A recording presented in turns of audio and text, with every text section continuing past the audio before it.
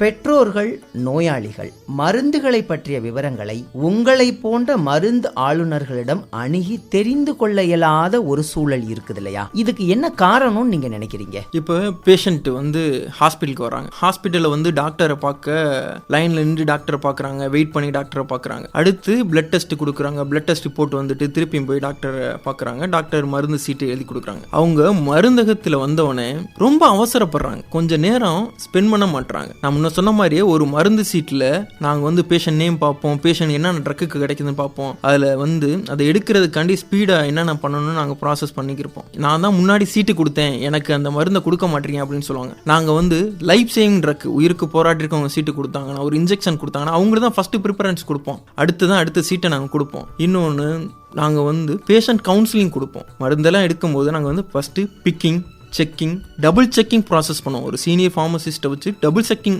Process பண்ணி மெடிசனை dispatch பண்ணி கொடுப்போம். கடைசியாக பேஷண்ட் கவுன்சிலிங், கிளினிக்கல் ஃபார்மசிஸ்ட் உங்களுக்கு மெடிசனை எக்ஸ்பிளைன் பண்ணுறதுக்காண்டி வெயிட் பண்ணிக்கிருக்காங்க. ஆனால் அவங்க எதுக்குமே டைம் கொடுக்கறதில்ல. அவங்களுக்கு மெடிசனை வாங்கிட்டு வீட்டுக்கு போகணும், அது மட்டும்தான் அவங்களோட எண்ணமாக இருக்குது. அது எங்களுக்கு உண்மையிலே வருத்தம் அளிக்கும் செயலாக தான் இருக்கிறது. மருந்துகளை பற்றி நோயாளிகளும் பொதுமக்களும் விவரம் தெரிந்து கொள்ளாததற்கு நோயாளிகளின் பரபரப்பான சூழ்நிலை, ஒரு பொறுமையற்ற தன்மைதான் காரணம். மருந்துகளுக்குண்டான விளக்கம் சொல்வதற்கு முன்னாடியே அந்த மருந்துகளை கைகளிலிருந்து பிடுங்கி செல்வது போல மக்கள் இருக்கிறார்கள் அப்படிங்கிற தற்போதைய சூழ்நிலையை சொன்னாங்க. இதை ஒவ்வொருத்தங்களும் நம்ம அதை புரிந்து கொண்டு மருந்தாளுநர்களுக்கு இசைந்து அவர்கள் தரும் தகவல்களை நாம் தெரிந்து கொள்ளும் பட்சத்தில் இந்த நோயினை அடியோடு விரட்டி கொள்வதற்கும் நோய்களை வரவிடாமல் தடுப்பதற்கும் இவர்களுடைய பங்கு நிச்சயமாக இருக்கும். சாதாரண